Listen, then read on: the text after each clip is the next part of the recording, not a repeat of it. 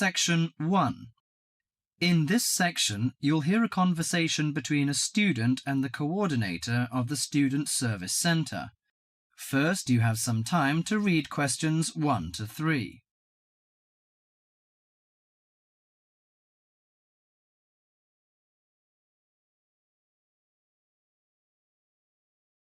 Now listen to the conversation and answer questions 1 to 3. Hi, sit down, please. How can I help you? Thank you. I'm a student in the sociology faculty. I'm coming to ask for some information about renting a room in the college or near the campus. My name is Sarah. Yes, Sarah. How long have you been here in Sydney? You are not new, I suppose. No, I'm in my second year. I came to Sydney 18 months ago from Korea. Where are you living now? I live with my aunt in my cousin's room. It's pretty nice to live with my relatives, but unfortunately my cousin has finished his term and is returning from Britain next week. I have to rent a room for myself. Yes, it sounds a little unfortunate, but I suppose it's a good chance for you to have a deeper understanding to real world. I hope so. Well, what sort of thing are you looking for? What we provide ranges from shared flat to homestay. And of course we have houses with gardens if you like.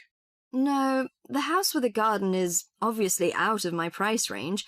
Shared flat is not bad, but I prefer a homestay. I enjoy the feeling of living with the family. When do you plan to begin the rent? Next week, you just said? No, my cousin is arriving by next week, so I hope to move out by this weekend. This weekend, okay. The main area we deal with is around the university. Around the university, aha.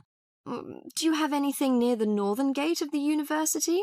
You know, the sociology faculty is near the northern gate.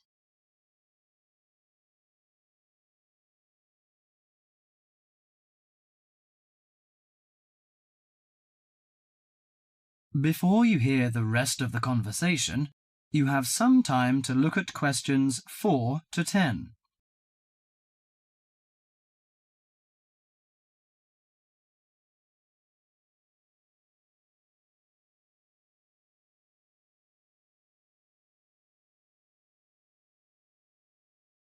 Now listen to the conversation and answer questions 4 to 10. Yes, what sort of price are you thinking of? Well, could you give me some idea? You know, I have no experience of renting a room. I don't know what price is reasonable, but I hope it's not over $300. I see. Usually the homestay ranges from $180 per month. Only $180? Yes, to $350 depending on a number of different factors. What does it depend on? Well, obviously the quality of the house, the facilities and extra services. Oh, I don't care about the quality very much, as long as it's clean. As to the facilities, I want the room with a separate bathroom. Kitchen isn't a necessity, because I don't want to cook by myself. I hope to have meals with the family if possible. Okay, let me check the files. Yes, I think this one might suit you. It's a family house with 2 vacant bedrooms. How about the owner of the house? I mean, is it a family or... According to the file, it is a retired lady. She wants to find college students as tenants. That's great. What's the condition of the rooms? The bigger bedroom is furnished and with a bathroom, and the rent is $320 per month. The smaller one charges $250. It is furnished too, but without bathroom. Oh, $320. It's a bit out of my range, but I think I prefer the bigger one. How about the meals? Well, the rent includes breakfasts and suppers. No lunches, however. You have to buy your lunch. That's no problem. I usually have my lunch in the college cafeteria. And that doesn't cover the water bill and electricity fee, but the laundry is included. Fine. Could you tell me the address? Yes, it's on 323 West Park Road. Let me get that down. 323. Okay, it's near the university. So, when can I have a look at the room? You know, I'm a little pressed for time. The file says the landlady is in every afternoon. So this week, say Friday? Oh, I'm afraid I can't make it then. I have a lecture on Friday afternoon till 5:30. How about Thursday? Okay, that's fine. Would 5 be okay? Yes, fine. Just come here. Yes, here in the student service office. Oh, before I forget, before moving, you have to pay 1 month's rent in advance. Really? Oh, I didn't know that before. Could I ask why? As the deposit. You know, in case you damage the property or move out without giving notice. Usually this doesn't happen, but standing in the owner's shoes... Yes, I understand it all. So that's $320. Okay, I'll take the money. If I'm satisfied... Well, a word of advice. Don't forget to get a receipt when you pay the deposit or rent. Yes, thank you so much. That is the end of section 1.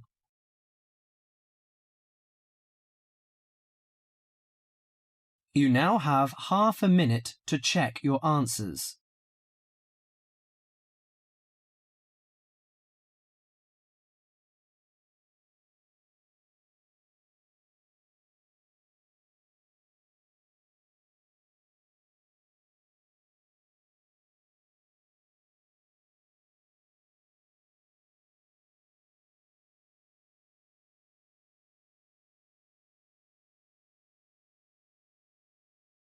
Now turn to Section 2.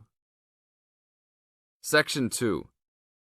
You are going to hear a talk given by Madeline. She is going to introduce the recreational facilities on campus and in town. First, you have some time to look at questions 11 to 20.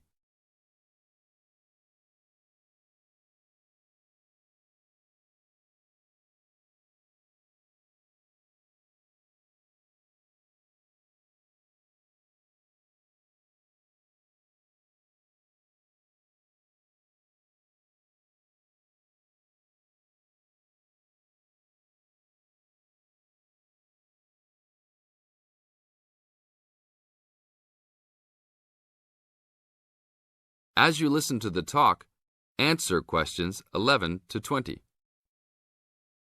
Well, good morning, everybody. My name's Madeline Stewart, and I'm here to tell you about the recreational facilities available on campus, and also to tell you something about what the town has to offer. You may already know that your Students' Union membership also includes membership of the Sports Union, which provides a range of sporting and recreational facilities on campus, much the same as those in most British universities. The Sports Union has football, tennis, and cricket teams in local competitions. And really, most sports are catered for in some way on campus, even if they're just social matches. In the building itself, there are fitness classes and a full gym, including weights. The Sports Union can also provide cheap tickets to some major sporting events. And to keep you up to date with everything available, there's a weekly newsletter distributed around the campus. You should check this to find out the names and phone numbers of the contact people for each sport or activity you're interested in. Yes, did you have a question? Yes, apart from what you've just said, does the Sports Union offer individual help in any of its activities, for example, in getting fit and healthy? Yes, we do.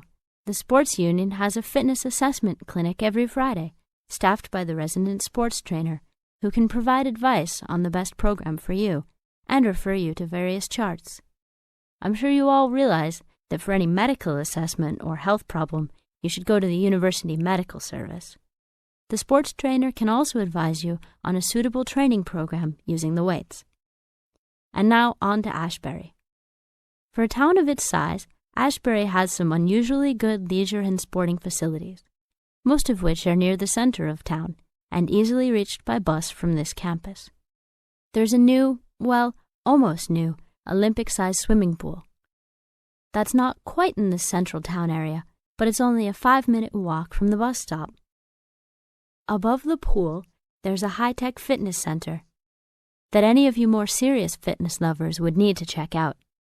Then, in the center of town, there's a sporting complex called the Anderson Center, which contains squash courts and facilities for a number of other indoor sports, such as basketball. And just around the corner from the Anderson Center, in the main street there, is an indoor bowling alley. All of these facilities are listed in the weekly newsletter, so I encourage you all to look through it and... This is the end of Section 2. Now you have half a minute to check your answers.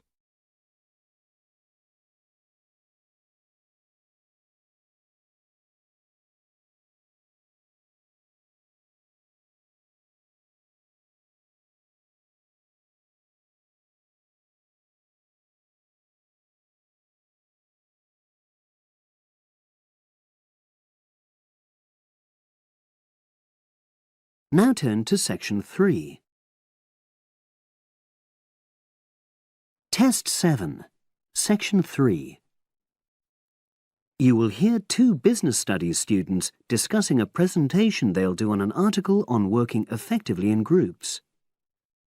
First, you have some time to look at questions 21 to 26.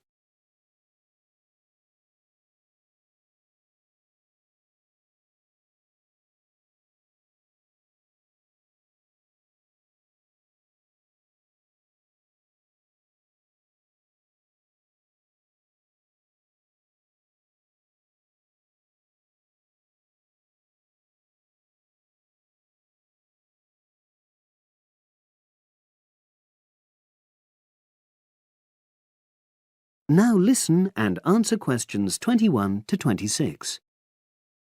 So, Brad, what did you think of the article on group work? Oh, hi, Helen. Yeah, it was pretty good, with helpful pieces of advice on how to make group work effective. I think we were lucky to be given such a straightforward text to present at the management skills seminar. Yeah. Actually, shall we discuss it now? Have you got time? Sure, it's only a 10-minute presentation, so we just need to explain and then give our views on the main points raised in the article. I'll jot down some notes. Right. So, there are 3 main sections. I suggest we start with listening. Yeah, effective listening in groups, because it's not something that's frequently covered on courses in our field. No, and we should say that in the presentation. Yeah. And also effective listening's pretty simple, you know. I don't think it's hard to learn. Well, people think it's easy, but in my experience, most of us tend to be very lazy listeners. Okay, I wouldn't argue with that. Something I do think we should emphasize is the power of the listener's posture, gestures, etc., in making speakers feel respected. Not that you're just waiting for them to finish before jumping in with your own ideas. Uh-huh. Okay, right. The next section is on goal setting. Let's make sure we're clear what the article says on this. Yeah. Well, firstly, it says that all group members must be given time to explain their own goals. That's it, yeah.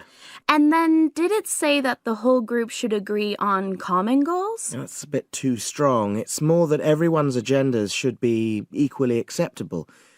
But it does say that goals have to be realistic, you know. Achievable within a particular time? You've got it. That's really what the article's saying. There isn't really any point in having ideals if group members know they won't come to anything within a reasonable period. So, I think a summary covering those points will be enough for that part of the presentation, don't you? Yep. Now, the last section is about conflict resolution. Actually, I thought it was the worst part of the article. Me too. I don't think it went into sufficient detail on the issue. Actually, I thought it devoted too much space to it, but that it was all rather boring, you know? It didn't mention some of the more radical theories. Absolutely. I found that really irritating. Right, and also I think it could have said more about conflict sometimes being healthy in groups. Absolutely. It just mentioned rather glibly about how we should avoid thinking of winners and losers, and that quick resolution of conflict is always desirable. Without explaining what these terms mean? Well, it gives quite detailed definitions, but doesn't develop a proper argument. Right. So, for the presentation, I think we just give some definitions and... And then explain what we felt were the weaknesses in the article's treatment of conflict resolution. Yeah, good. Now you have some time to look at questions 27 to 30.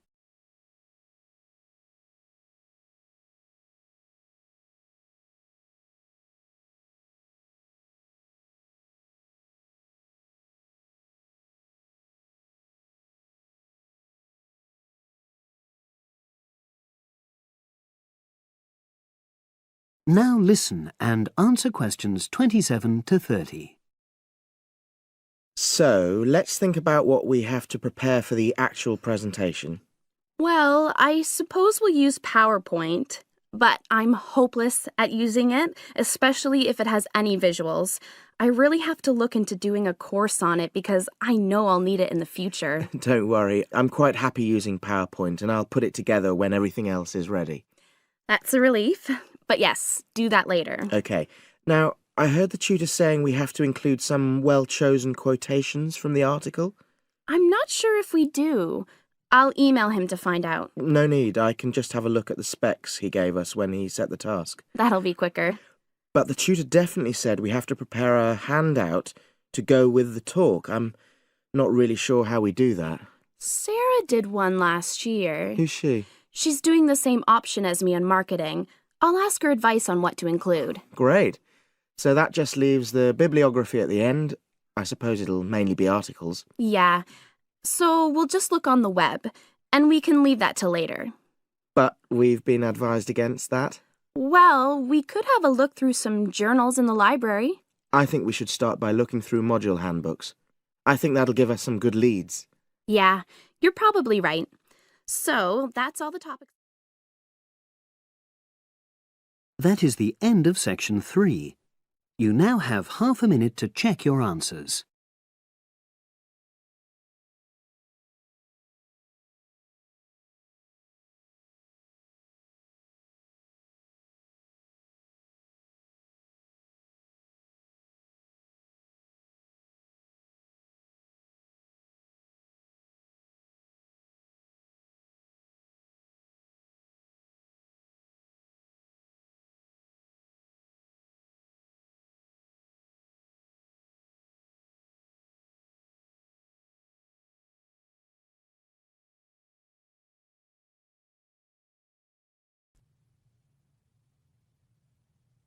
Section 4.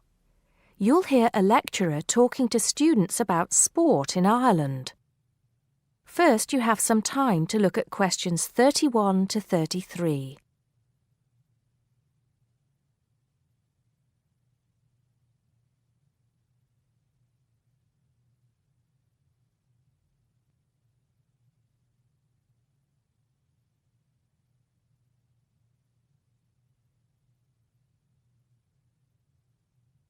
Now listen carefully and answer questions 31 to 33. Now, today we're going to be finding out about the most popular sports in the Emerald Isle. That's Ireland, of course. Can you guess what they are? Well, there are these two lesser-played games, a form of rounders and Gaelic handball. But we'll start with one which is perhaps over 3,000 years old, arriving in Ireland with the Celts, some claim. That may be a slight exaggeration, but I consider it to be the fastest field game in the world, and it goes by the name of hurling. Well, that's what it's known as in the English-speaking world anyway. So, what do you have to do? You've got 15 players on a team, one of them the goalkeeper. Each one has a stick called a hurley. Here you are. I've brought mine along. Had it since I was at school. This is what it looks like, and basically you have to get this ball, called a sliotar, that's S-L-I-O-T-A-R, so it's not spelt the way it's pronounced. You hit it into the net for 3 points, or you can hit it over the net for 1 point. The goal looks like the letter H, with the net under the crossbar. The goalie has a bigger stick than the others to help keep the ball out.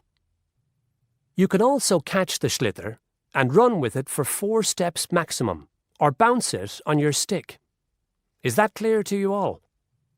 I'll be showing you a video a bit later so you can see what a game actually looks like.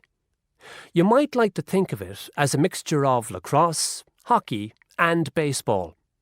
Oh, and it's played by women too, but it goes by the name of camogie in that case. Before you hear the rest of the talk, you have some time to look at questions 34 to 40.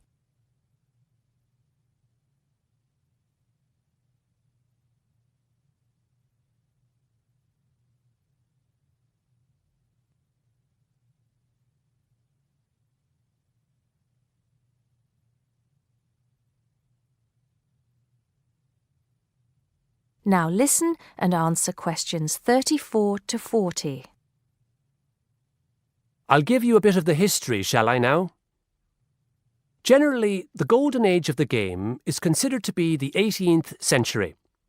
But systematic rules were first agreed and drawn up at that great shrine of learning, Trinity College Dublin, in 1879, founding the Irish Hurling Union, closely followed just a few years later by the formation of the Gaelic Athletics Association.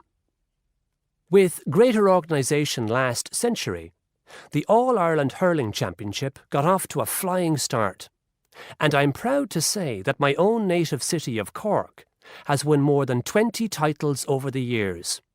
But then, so have Kilkenny and Tipperary. Is it only played in Ireland? No. Well, it is the only country with a national team at the moment, but you may be surprised to discover there are hurling clubs in London, as well as in America and Argentina, to name just a few. The other game I'd like to take a little time to introduce you to is Gaelic football, which is played on the same pitch as hurling with the same number of players, but there's no net. You just have to get the ball over your opponent's goalposts, and you can do that by kicking or punching the ball. However, you're not supposed to do that to the players, I might add. Imagine it as a combination of soccer and basketball. But in my opinion, it's a more exciting spectacle than either of those. Excuse my bias, if you will. It's also very popular with women. In fact, there are more women's teams than for any other sport. Whether despite or because of the physical contact involved, I wouldn't like to say. They do play a shorter game, 60 minutes, rather than the men's 70. So, let's have a look. If we can have the lights down, I'll see if I can get this technology to work. That is the end of section 4. You now have half a minute to check your answers.